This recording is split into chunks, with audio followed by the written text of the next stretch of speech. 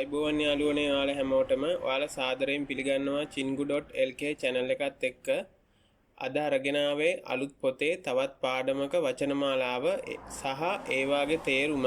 එහෙනම් අපි යමු වීඩියෝ එකට. ඔයාලත් හැමෝම වීඩියෝ එකත් එක්ක එකතු වෙලා ඉන්න. ජය වේවා. අද ඔයාලා එකතු වෙලා ඉන්නේ අලුත් පොතේ 4 වෙනි පාඩමත් එක්ක. හරි අපි යමු එහෙනම් වචනමාලාව බලන්න. ඉල් හදා වැඩ කරනවා. කොන්බු හදා පාඩම් කරනවා. උන්දොන් හදා ක්‍රීඩා කරනවා. චොන්හ හදා කෝල් කරනවා. යොරි හදා කෑම උයනවා.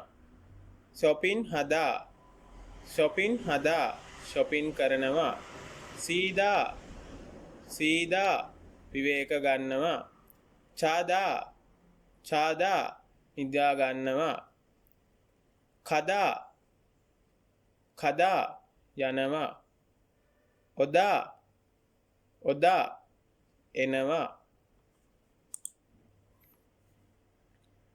පප් බත්. පාන්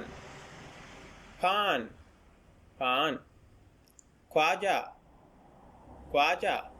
බිස්කට්. සග්වා ඇපල්. මුල් වතුර. ජූස්. උයු කිරි. කෝපි.